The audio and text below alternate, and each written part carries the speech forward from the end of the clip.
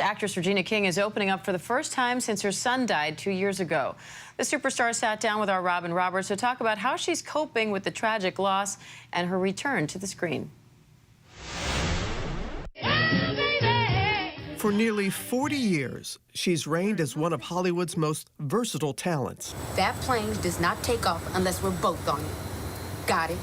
From her breakout role in the 80s sitcom 227. Are you crazy? To her Oscar-winning performance in If Beale Street Could Talk. Do you think I came here to make you suffer?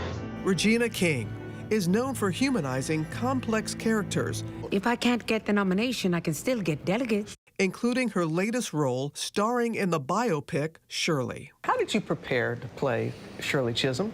It's been a 15-year journey since we were going to tell Shirley's story to now it actually happening. And I think 15 years ago, I wasn't ready to play Shirley. I may have thought that I was then, but I wasn't ready. I needed to live more life.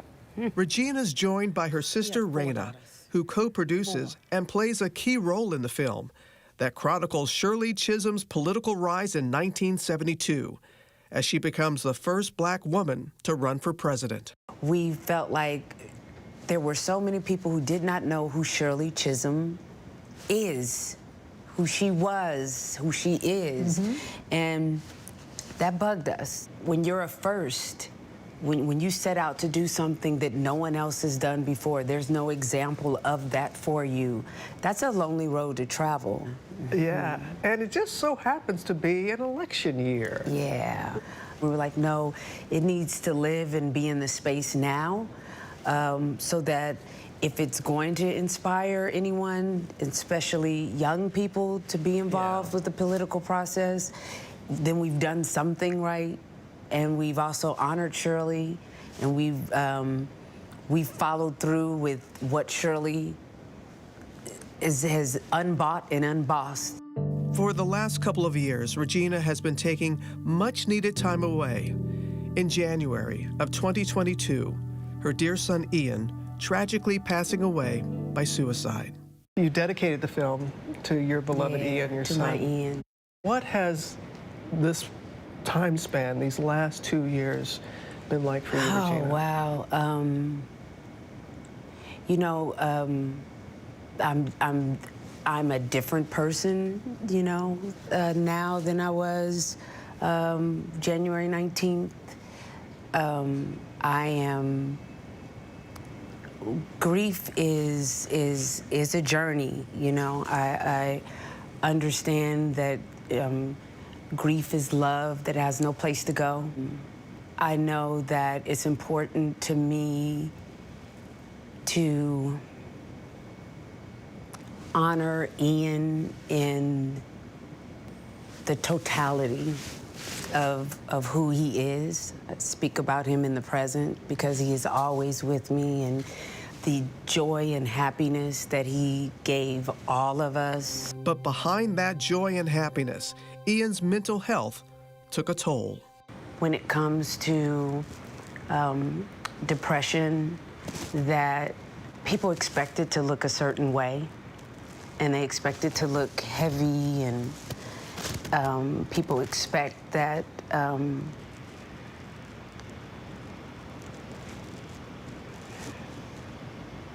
It's okay. To have to experience this and not be able to have the time to just sit with Ian's choice, which I respect and understand, you know, that he didn't want to be here anymore. And that's a hard thing for other people to receive because they did not live our experience, did not live Ian's journey. I think a lot of people are going to appreciate that you said it was his choice and that you recognize that. I was so angry with God, you know, that why would that weight be given to Ian? you know, of all of the things that we had gone through with the therapy, with psychiatrists and programs, and he just, Ian was like, I'm tired of talking, Mom.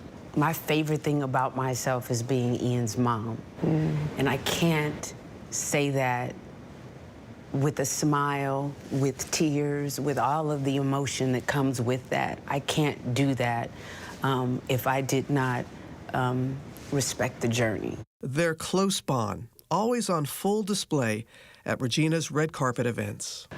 I thought about him when you were on the stage at the Oscars because you were wearing orange. That's his favorite color. Yes. I remember he used to escort you. Yeah.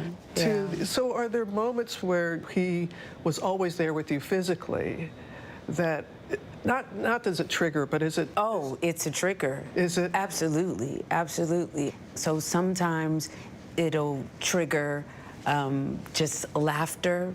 Most times, as of recent, it triggers a smile. But sometimes his absence is really loud. Regina admits she still struggles with acceptance. Sometimes, you know, it's a lot of guilt comes over me. When a parent loses a child, you still wonder, what could I have done so that wouldn't have happened? I know that I share this grief with everyone, but no one else is Ian's mom, you know? Only me. And so it's mine. And the sadness will never go away. It'll always be with me. And I think I saw somewhere the sadness is a reminder of how much he means to me, you know? Happy sorrow is what my mother used to call it. Happy sorrow. Yeah. You said something that Shirley Chisholm, what are the two words? Unbought and unbossed. So what are two words for your motto to get? What would be your two words? I don't know that I can. Two words. I have two words for you. Do you? Ian's mom. That's the first thought that came to my mind. I know you. That's the first I thought know that came to my you. mind, but I was like, okay, let me come up with something more profound. That's what I was trying to, but that was the first thought that came to my mind. That's all right. Ian's mom. Robin Roberts, thank you. And if you or someone you know is struggling with mental health issues, you can text or call the Suicide and Crisis Lifeline at 988.